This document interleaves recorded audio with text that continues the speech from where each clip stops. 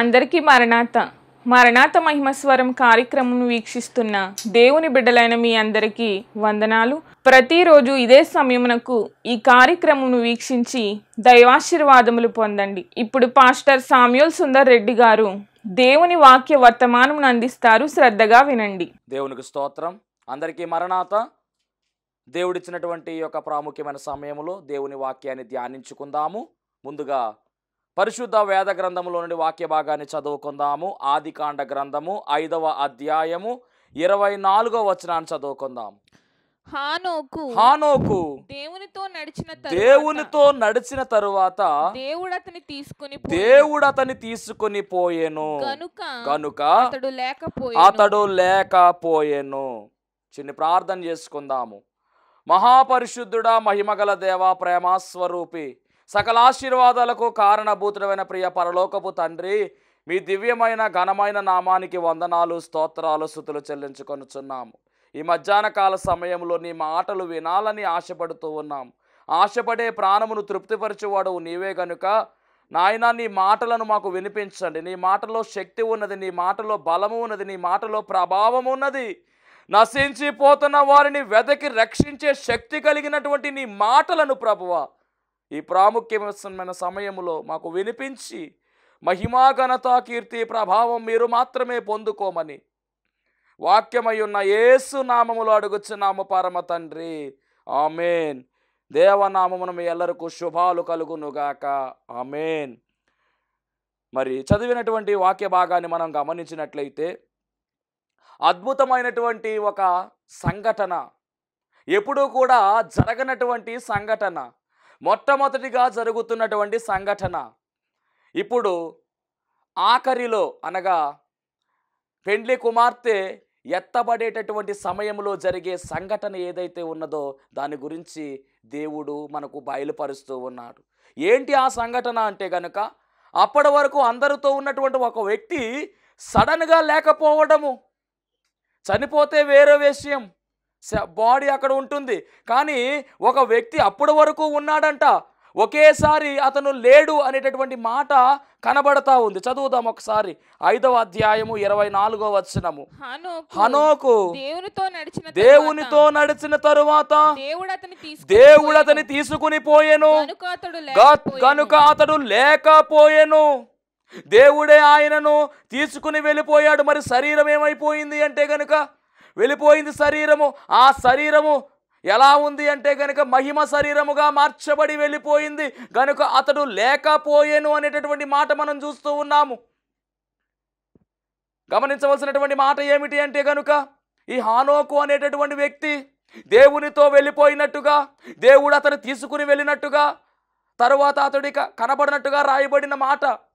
మరి ఈ హానోకుని గురించి పరిశుద్ధ గ్రంథములో ఇంత చక్కని మాట రాయడము అనగా, ఈ హానోకు ఎందుకు ఆ విధముగా దేవుని చేత కొనిపోబడ్డాడు అని మనం గమనించినట్లయితే చాలా అద్భుతమైనటువంటి విషయాలు ఈ మధ్యాహ్న కాల సమయంలో వాక్యం ఇచ్చినటువంటి మీతో దేవుడు మాట్లాడడానికి ఆయన సిద్ధమవుతూ ఉన్నాడు. దేవునికి మహిమ కలుగునుగాక.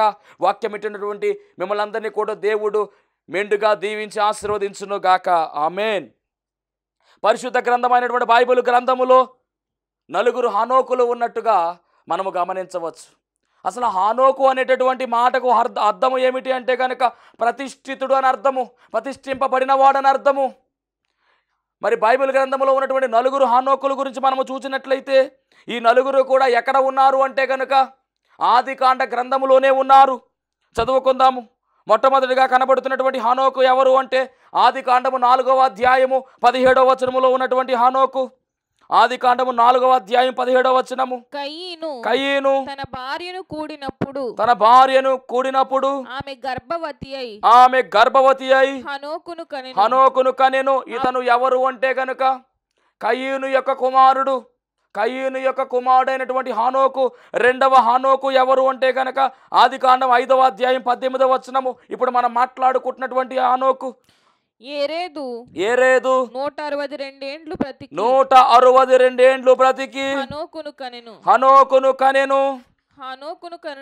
హనోకును కనిన తరువాత ఏరేదు ఏరేదు 800 ఏండ్లు బ్రతికి 800 ఏండ్లు బ్రతికి కుమారులను కుమార్తెలను కనెను. అనగా ఈయన ఎవరు అంటే గనక ఇప్పుడు మనం మాట్లాడుకుంటున్నటువంటి హనోకు, ఏరేదు కుమారుడైనటువంటి హనోకు. అలాగే మూడవదిగా మనము చూసినట్లయితే కనుక ఆది కాండము 25వ అధ్యాయము 4వ వచనములో ఉన్నటువంటి హనోకు, 25:4లో ఉన్నటువంటి ఎఫేరు, హనోకు, అబీదా, ఎల్దయా అనువారు మిద్యాను యొక్క కుమారులుగా పిలువబడుతున్నటువంటి హనోకు. ఆ కుమారుల్లో ఒక కుమారుని పేరు హనోకు, ఇతను 3వ వాడు. అలాగే 4వ హనోకు కూడా కనబడుతున్నాడు. ఆది కాండము 46వ అధ్యాయము 9వ వచనములో ఉన్నాడు. ఆది కాండము 46:9. యాకోబు జ్యేష్ఠ కుమారుడు రూబేను కుమారులైన హనోకు పల్లు. చాలండి, రూబేను యొక్క కుమారుడు హనోకు. మొత్తానికి 4 హనోకులు కూడా పరిశుద్ధ గ్రంథములో ఉన్నారు. 4 పేరు ఒక్కటే, కానీ ఎత్తబడినటువంటి అంతస్తులోనికి వెళ్ళినటువంటి హనోకు మనం మాట్లాడుతున్నటువంటి ఆది కాండము 5వ అధ్యాయం 18వ వచనములో ఉన్నటువంటి ఏరేదు కుమారుడైనటువంటి హనోకు. అవును, 10 మంది కన్యకలే, కానీ 10 మందిలో 5 మాత్రమే ఎత్తబడ్డారు, 5 విడవబడ్డారు. 5 కూడా మనం గమనించినట్టు 10 మంది కన్యకలే, కానీ ఎత్తబడినటువంటి ఆ కన్యకలను బుద్ధిగల కన్యకలు అన్నారు. ఎత్తబడలేనటువంటి కన్యకలను ఏమన్నారంటే కనుక బుద్ధి లేని కన్యకలు అన్నారు. అలాగే మనం గమనించినట్లయితే కనుక ఇక్కడ ఏరేదు కుమారుడైనటువంటి హనోకు తప్ప మిగిలినటువంటి వారు ఎవరు కూడా ఎత్తబడలా. ఆ కాలంలో హనోకులు 4 ఉన్నారు. 4లో 3 విడవబడినట్టుగా, ఒక హనోకు మాత్రమే ఎత్తబడినట్టుగా మనం చూస్తూ ఉన్నాము. ఈ చరిత్ర అంతా మనం గమనించినట్లయితే ఆది కాండములో 5వ అధ్యాయములో కనబడుతూ ఉన్న చరిత్ర. మరి ఈ హనోకు ఎత్తబడినటువంటి గుంపుకు సాదృశ్యంగా మనకు కనబడుతున్నాడు. ఎత్తబడేటటువంటి వధువు సంఘానికి సాదృశ్యంగా కనబడుతూ ఉన్నాడు. రాబోయేటటువంటి కాలములో జరగబోయేటటువంటి మహిమ కార్యము ఏమిటి అంటే కనుక సిద్ధపడి ఉన్నటువంటి వారిని, అనగా సిద్ధపాటులో ఉన్నటువంటి వారిని తీసుకుని వెళ్ళడానికి రారాజుగా ఆయన మేఘాసీనుడై రాబోతూ ఉన్నాడు. అప్పుడు ఎవరైతే సిద్ధపడి ఉంటారో, ఎవరైతే ప్రభు రక్తములో కడగబడి, ఎవరైతే ఆయనను నమ్ముకొని ఆయన ఆజ్ఞలను, ఆయన మాటలను అనుసరిస్తూ ప్రార్థనలో తమ జీవితాన్ని గడుపుతూ ప్రభు మాటను పట్టుకుని ఎదురు చూస్తూ రాకడ అంతస్తుకు సిద్ధపడుతూ ఉంటారో వారిని ఆయన కొనిపోవడానికి రాబోతూ ఉన్నాడు. దాన్నే రెండవ రాకడ అని పిలుస్తూ ఉన్నారు. దేవునికి మహిమ కలుగును గాక. మరి అలాంటి రాకడ మనం గమనించినట్లయితే కనుక ఆ రాకడలో వధువు సంఘము ఎత్తబడుతుంది. ఆ ఎత్తబడడానికి సాదృశ్యంగా ముంగుర్తుగా మనకి ఎవరు కనబడుతున్నారంటే హనోకు కనబడుతున్నాడు. ఇతను ఎత్తబడేటటువంటి సమయానికి ఇంకనూ జలప్రలయం రాలేదు. హనోకు ఎత్తబడిన తరువాత హనోకు తరాన్ని మనం గమనించినట్లయితే కనుక ఈయన 7వ తరము వాడు. 10వ తరములో జలప్రలయం వచ్చింది నోవాహు గారి కాలములో. అంటే జలప్రలయాన్ని చూడకుండా ఈయన ఎత్తబడినటువంటి వాడుగా కనబడుతూ ఉన్నాడు. అలాగే శ్రమల కాలాన్ని చూడకుండా వధువు సంఘము ఎత్తబడుతుంది. 7 ఏండ్ల శ్రమల కాలము రాబోతూ ఉంది. 3.5 సంవత్సరములు శ్రమలు, మరి ఒక 3.5 సంవత్సరం మహాశ్రమలు. ఈ శ్రమలు ఏవి కూడా చూడకుండానే సంఘము ఎత్తబడుతుందనే విషయాన్ని ప్రభు పేరు తెలియజేస్తూ ఉన్నాను. ఎన్నో కొత్త బోధలు చేస్తూ ఉన్నారు, కానీ శ్రమల కాలములో సంఘము శ్రమలను చూడదు. ఆయన చెంతను సంఘము ఉంటుంది. ఈ సంఘము మధ్యాకాశములో పెండ్లి విందులో ఉంటుంది. అప్పుడు భూమి మీద శ్రమలు, మహాశ్రమల కాలము 7 సంవత్సరములు జరుగుతాయనే విషయాన్ని కూడా ప్రభు పేరు మీ అందరికీ తెలియజేస్తూ ఉన్నాను. దేవునికి మహిమ కలుగును గాక. మరి ఈ హనోకును మనం గమనించినట్లయితే కనుక ఎందుకు ఈ హనోకు అందరిలో ఉన్నప్పటికీ ప్రత్యేకింపబడి ఎందుకు ఎత్తబడ్డాడు? మరి అలా ఎత్తబడాలి అంటే కనుక అనగా ఆరోహణ అంతస్తు, ఎత్తబడ్డమంటే ఆరోహణ అంతస్తు. అలా ఆరోహణ అంతస్తు మనం సంపాదించాలి అంటే ఏం చేయాలి? అసలు ఈ హనోకులో నుంచి మనకు దేవుడు ఏ పాఠాలు నేర్పిస్తున్నాడో ఈరోజు మరి వాక్యముఖంగా మనం నేర్చుకుందాము. దేవునికి మహిమ కలుగును గాక. ఎందుకంటే కనుక ఆదాము గారిని చూద్దాం ఒకసారి మనము. ఆది కాండం 5వ అధ్యాయము 5వ వచనం. ఆదాము బ్రతికిన దినములన్నీయు 930 ఏండ్లు. అప్పుడు అతను మృతి పొందెను. అయిపోయింది ఆదాము గారి చరిత్ర. తర్వాత 6వ వచనం, 8వ వచనం చదువుదాం. షేతు బ్రతికిన దినములన్నీయు 912 12 ఏండ్లు అప్పుడు అతను మృతి పొందెను. అనగా ఆదాము గారి యొక్క కుమారుడుగా పిలువబడుతున్నటువంటి సెకండ్ జనరేషన్ షేతు అతను కూడా ఏమయ్యాడంటే కనుక కొంతకాలము బ్రతికిన తర్వాత టైం అయిపోయిన తర్వాత మృతి పొందాడు, చనిపోయాడు. తర్వాత ఏనోషు దినములన్నీయు ఏనోషు 905 ఏండ్లు అప్పుడు అతడు మృతి పొందెను. అతడు 3వ తరం వాడు, అతను కూడా చనిపోయాడు. తర్వాత కేయినాను దినములన్నీయు 910 ఏండ్లు అప్పుడు అతను మృతి పొందెను. 4వ తరం అది. మహలలేలు దినములు 895 ఏండ్లు అప్పుడు అతడు మృతి పొందెను. అతడు కూడా అయిపోయాడు, 5వ తరం. తర్వాత ఇది 6వ తరం. ఏరేదు దినములు 962 ఏండ్లు అప్పుడు అతడు మృతి పొందెను. మరి ఆ తరువాత వచ్చినటువంటి హానోకు జీవితములో మృత్యువు లేదు. మృతి పొందకుండానే దేవుడు ఆయనను ఆరోహణం చేసుకున్నాడు. గొప్ప కార్యం ఇది. దేవునికి మహిమ కలుగునుగాక. అంతకుముందు తరాలన్నీ కూడా ఏమయ్యాయంటే గనక అందరూ చనిపోయారు. అన్నీ కూడా ఆదాం మొదలుకొని లైన్గా అందరూ చనిపోయారు. కానీ 7వ తరం వాడైనటువంటి హానోకు మరి మృత్యువు చూడకుండా, మరణము చూడకుండా చక్కగా ఆ దేవుడు ఈయనను ఏమి చేసుకున్నారంటే కనుక ఆరోహణ అంతస్తులోనికి నడిపించేశాడు. ఆయన లేవనెత్తాడు. దేవునికి మహిమ కలుగునుగాక. ఎత్తబడేటటువంటి అంతస్తు ఈ హానోకుకు దేవుడు ఇవ్వడం జరిగింది. ఈయన ఎవరు అంటే కనుక హెరేదు యొక్క కుమారుడు. ఆదాము షేతు ఏనోషును కనుక ఏనోషు కెయినానును కనుక కెయినాను మహలేలును, మహలేలు ఏరేదు చివరిగా మనం చదువుతున్నటువంటి హానోకును కన్నట్టుగా, అనగా 7వ తరం వాడుగా ఈయన కనబడుతూ ఉన్నాడు. ఎందుకు దేవుడు ఈయనను మరి ఎత్తబడేటటువంటి అంతస్తులకు నడిపించాడు? ఈ మాటలు మనం గమనించాలి. పరిశుద్ధ గ్రంథములో నుండి ఆరోహణ అనేటటువంటి అంతస్తు మనం చూస్తూ ఉన్నాం. మరి ప్రధానముగా 3 ఆరోహణలు ఇప్పటి వరకు జరిగాయి. మొట్టమొదటిగా జరిగినటువంటి ఆరోహణాన్ని మనం చూసినట్లయితే కనుక ఈ యొక్క పితరుల కాలంలో హానోకు అనేటటువంటి ఈ భక్తుడు ఎత్తబడిన విధానము, అనగా పితరుల కాలంలో హానోకు యొక్క ఆరోహణము మనము చూస్తూ ఉన్నాం. రెండవదిగా మనం గమనించినట్లయితే మరి తరువాత కాలంలో, తరువాత తరాల్లో ప్రవక్తల వరుసలో ఒక వ్యక్తి ఆరోహణమయ్యాడు. ప్రవక్తల కాలములో అతను ఎవరు అంటే గనక ఏలియా అనేటటువంటి గొప్ప దైవజనుడు, గొప్ప ప్రవక్త, రోషము కలిగిన ప్రవక్త. ఆయన ఆరోహణమయ్యాడు. తరువాత పాత నిబంధన గ్రంథములో వీళ్ళిద్దరూ చూస్తున్నాము. కొత్త నిబంధన గ్రంథములో యేసుక్రీస్తు ప్రభువు వారి యొక్క ఆరోహణము ఉంది. ఈ 3 ఆరోహణలు అయిపోయినాయి. కానీ ఇప్పుడు జరగవలసినటువంటి ఒక ఆరోహణం ఉంది. ఆ ఆరోహణము ఎవరు కనుక మనదే, అనగా వధువు సంఘము యొక్క ఆరోహణ.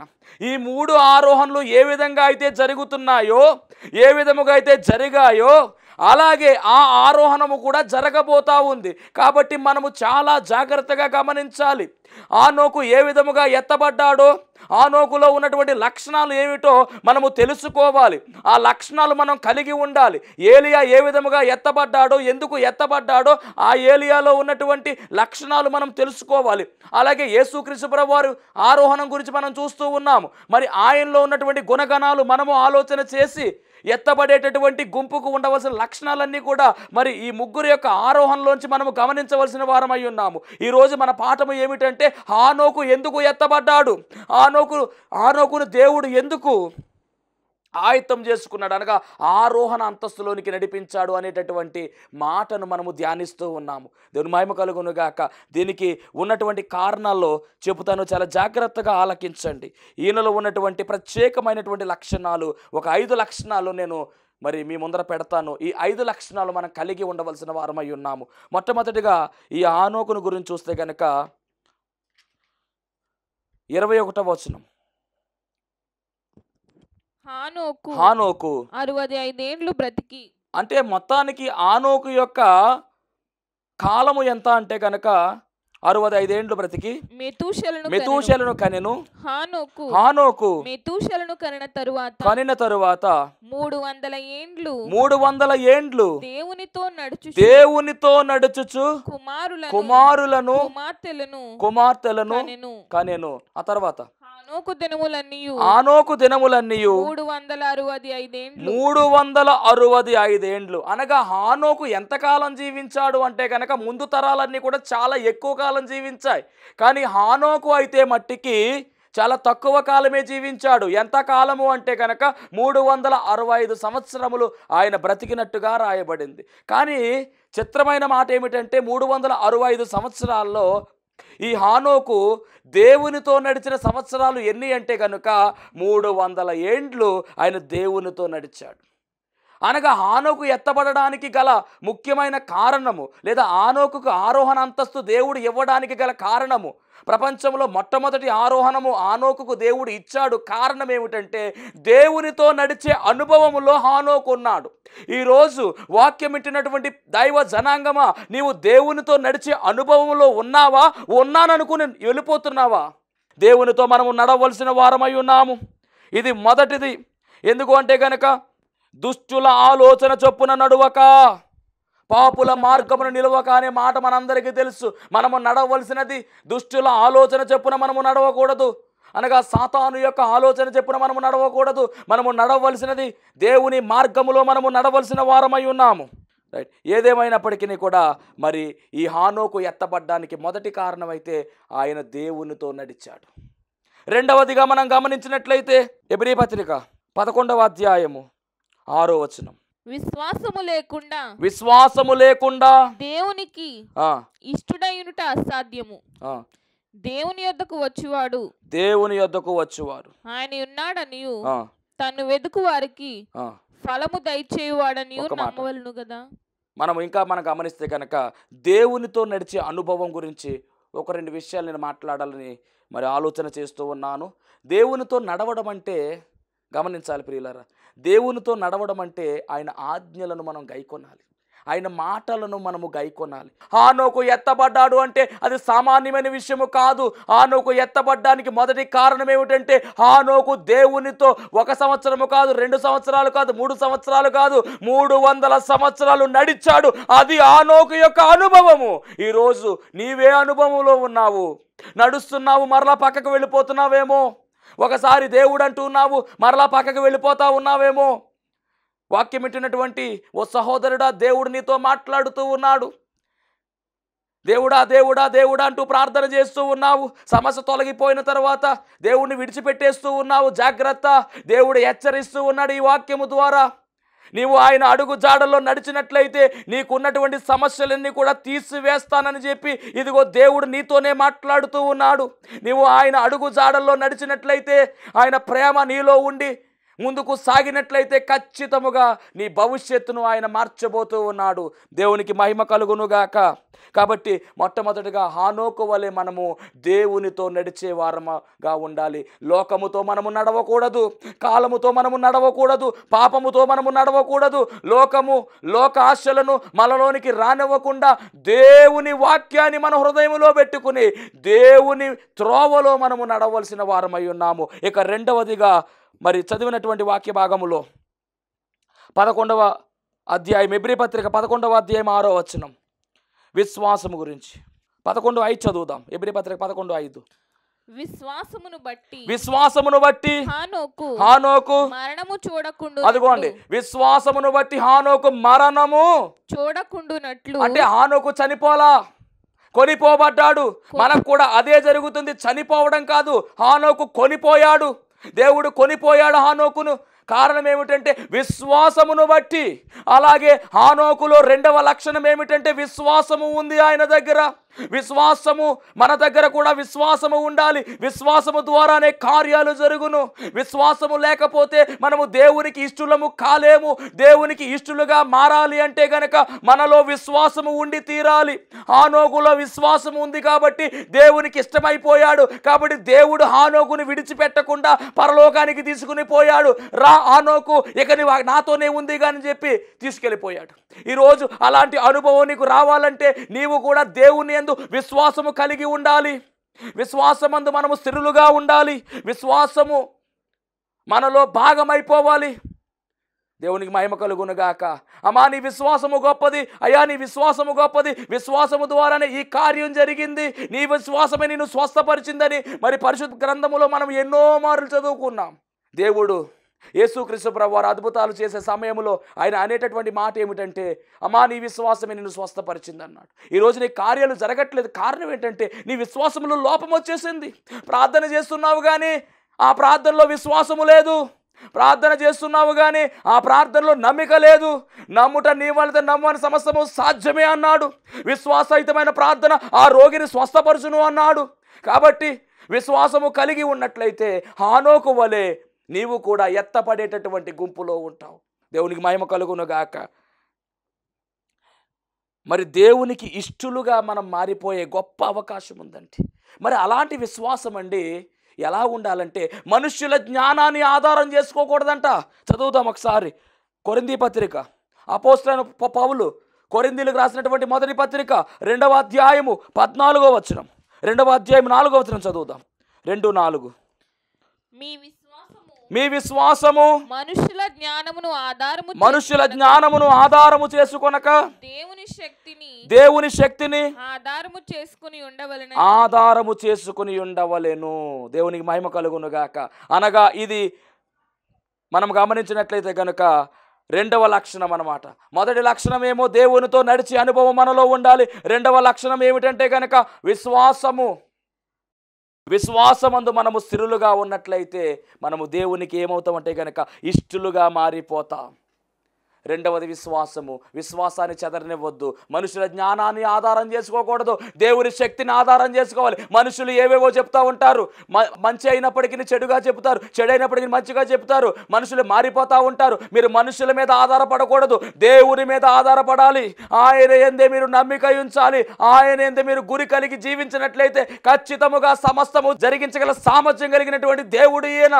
కాబట్టి మన విశ్వాసము ఆయన యందు మనము నిలిపినట్లయితే హానోకు ఏ విధముగా ఎత్తబడ్డాడో అదే విధముగా మనము కూడా ఎత్తబడేటటువంటి గుంపులోనికి వెళ్ళిపోతాము. ఎత్తబడేటటువంటి వధువు సంఘములో మనమందరము కూడా ఎత్తబడే అంతస్తులోనికి వెళతాము. రెండు విశ్వాసం మనం కలిగి ఉండాలి.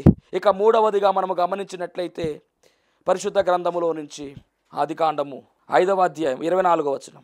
హానోకు దేవునితో నడిచిన తరువాత దేవుడు అతని తీసుకుని పోయి గనుక అతడు లేకపోయెను. అంటే దాని అర్థం ఏమిటంటే తీసుకువెళ్ళే సమయంలో ఆయన ప్రత్యేకింపబడ్డాడండి. ఈరోజు మనము కూడా ప్రత్యేకింపబడినటువంటి వారముగా ఉన్నాము. అంటే లోకముతో మనకి ఇక పని లేదు. లోకములో ఉన్నటువంటి వేటిని కూడా మనలోనికి తీసుకురాకూడదు. మనం ప్రత్యేకింపబడ్డాము. అనగా ప్రత్యేకింపబడటం అంటే దీంట్లో దాగి ఉన్నటువంటి అర్థం ఏమిటంటే దేవునితో మన సహవాసం పెంచుకోవాలి. సంఘము ఎత్తబడాలి అంటే, ఎత్తబడే గుంపులో మనం ఉండాలంటే హానోకు దేవునితో నడిచాడు. అలాగే ప్రార్థన అనుభవం కలిగిన వాడు హానోకు. దేవుని మహిమ కలుగునుగాక. కాబట్టి మరి ఈ లక్షణాలన్నీ కూడా హానోకులో ఉన్నాయి. ఇదే లక్షణాలు మనలో ఉంటే కనుక ఈ హానోకు ఎలా ఎత్తబడ్డాడో వధువు సంఘం కూడా అలాగే ఎత్తబడుతుంది. ఆ ఎత్తబడేటటువంటి సంఘం అంతస్తులో మనము కూడా ఉండాలి అంటే కనుక మనము ఖచ్చితముగా దేవునితో నడిచే అనుభవం కలిగి ఉండాలి.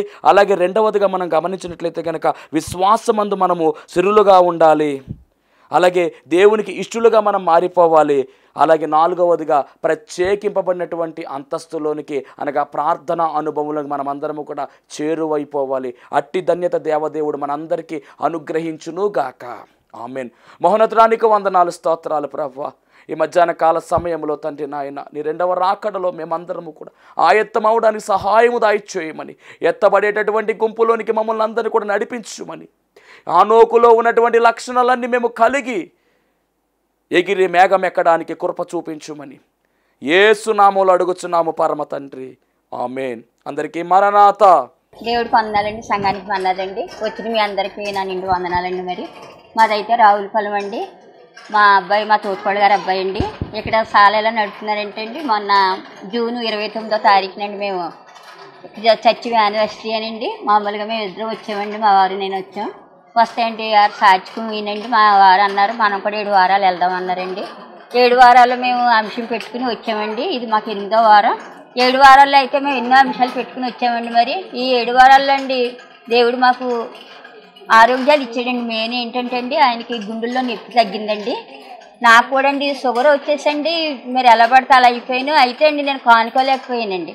కానుకోలేకపోతే అండి ఇక్కడికి వచ్చిన 2 వారాలు వచ్చామండి, 3వ వారం ఇంక మళ్ళీ రావాలి. అంతకు ముందు రోజునండి దేవుడు మరి నాకు బయలుపరిచండి, షుగర్ హాస్పిటల్ వెళ్ళి కృప దయచేసండి. షుగర్ నాకు బయట పెట్టండి దేవుడు, నాకు ఆరోగ్యం ఇచ్చారండి. ఈ చిన్న సాక్షిని దేవుడు దీవించింది కాక. ఈ యొక్క శాలకు రావడం ద్వారా దేవుడు ఎంతో అద్భుతాశ్చర్య కార్యములు 7 వారాల్లో వీరి జీవితాల్లో చేస్తున్నారు. వీరి భర్త గారికి గుండె నొప్పిని దేవుడు సంపూర్ణ స్వస్థత ఇచ్చి ఉన్నారు. అలాగే ఈ కుమార్తెకి షుగర్ నుంచి దేవుడు విడుదల దయచేశారు. నార్మల్ రిపోర్ట్ని దేవుడు ఇచ్చారు. ఇచ్చిన సాక్ష్యములు దేవుడు దీవించును గాక. ఆమేన్. మరణాత మహిమస్వరం అనేటటువంటి ఆధ్యాత్మిక టీవీ కార్యక్రమాన్ని వీక్షిస్తున్నటువంటి మీ అందరికీ కూడా నా ప్రత్యేకమైన వందన మరణాత తెలియజేస్తూ ఉన్నాను. దేవుడు అనుగ్రహించినటువంటి ఈ కార్యక్రమం ద్వారా మీరందరూ కూడా ఎన్నో మేలులు పొందుకున్నట్టుగా మరి మేము వింటూ ఉన్నాము. అందరూ కూడా ఫోన్ కాల్ చేస్తూ ఉన్నారు. ప్రార్థన అవసరతలో ఉన్న వారందరూ కూడా ఫోన్ చేసి ప్రార్థన చేయించుకుంటున్నారు. చాలా సంతోషము. అందరూ కూడా మేలు పొందుకున్నట్టుగా మరి మీరు తెలియజేసిన సమాచారం బట్టి మేము చాలా సంతోషిస్తూ ఉన్నాము. ఈరోజు ఒక ప్రత్యేకమైనటువంటి అంశాన్ని మీతో మాట్లాడాలని నేను మీ ముందుకు వచ్చి ఉన్నాను. అదేమిటంటే, దేవుడు తన మహాకృపను బట్టి సేవా పిలుపు నాకు ఇచ్చి అన్నిటినీ విడిచిపెట్టి తను రమ్మనడం జరిగింది. మరి ఆయన ఇచ్చినటువంటి పిలుపును అంగీకరించి ఆయన సేవకు నేను వ్యాపారాన్ని గట్ట అన్ని విడిచిపెట్టి వచ్చాను. ఆ వచ్చినది మొదలుకొని ఈ దినం వరకు చక్కని సేవా పరిచర్యను దేవుడు జరిగించుకుంటూ ఉన్నాడు. చూస్తున్నటువంటి ఈ యొక్క ఈ షెడ్లో మేము ప్రతి శనివారం కూడా స్వస్థత ప్రార్థనలు అనగా శాల కార్యక్రమాన్ని జరిగిస్తూ ఉన్నాము. 1 సంవత్సర కాలం పాటు ఎలాంటి అడ్డు ఆటంకం లేకుండా చక్కని రీతిలో మరి ఈ శాల కార్యక్రమం జరుగుతూ ఉంది. దీని యజమానుడు మరి ఎలాంటి అద్దె కూడా మన నుంచి తీసుకోకుండా మరి ఫ్రీగానే ఈ కార్యక్రమాన్ని జరిగించుకోవడానికి ఆయన ఇచ్చి ఉన్నారు. కానీ ఇప్పుడు ఒక సమస్య వచ్చింది. అదేమిటంటే, కొన్ని కారణాల వల్ల ఈ యొక్క షెడ్ని అమ్మకానికి పెట్టారు. మరి ఈ యొక్క క్లిష్టమైనటువంటి పరిస్థితుల్లో మనము తీసుకుంటే ఈ షెడ్ తీసుకోవాలి, లేకపోతే బయటకు వెళ్ళవలసిన పరిస్థితి వచ్చేసింది.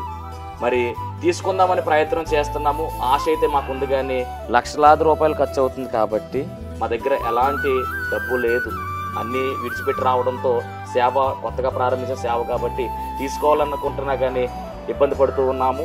ఇక్కడ ప్రార్థన కంటిన్యూగా జరగాలి అంటే కనుక ఖచ్చితంగా మరి ఈ కార్యక్రమాన్ని వీక్షిస్తున్నటువంటి మీ అందరూ కూడా మీ ప్రోత్సాహాన్ని అందించినట్లయితే ఈ ప్రార్థన ఆగకుండా ఖచ్చితంగా ముందుకు కొనసాగుతుంది. కనుక మరి ఈ కార్యక్రమాన్ని వీక్షిస్తున్న మీ అందరూ కూడా ఈ దీన సేవకుని యొక్క సేవను గుర్తించి దయచేసి మీ హృదయాన్ని గనక ఆ దేవుడు ప్రేరేపించినట్లయితే ఖచ్చితముగా మీరందరూ కూడా స్పందించవలసిందిగా, మీ యొక్క చేయూతను మాకు అందించవలసిందిగా ప్రభు పేరు తెలియజేస్తూ ఉన్నాము. మా ఫోన్ నెంబర్లో టీవీ స్క్రీన్ మీద మరి ప్లే అవుతుంది ఫోన్ నెంబరు. ఆ నెంబర్కి ఫోన్ చేయండి, స్వయంగా నేనే మాట్లాడతాను. ఆ తర్వాత మరి మా ఫోన్పే కానీ గూగుల్ పే కానీ చేసి ఈ యొక్క సేవను ప్రోత్సహించవలసిందిగా ప్రభు పేరు మీ అందరికీ తెలియజేస్తూ ఉన్నాను. దేవుడు మిమ్మల్ని బహుగా ఆశీర్వదించును గాక. ఆమేన్.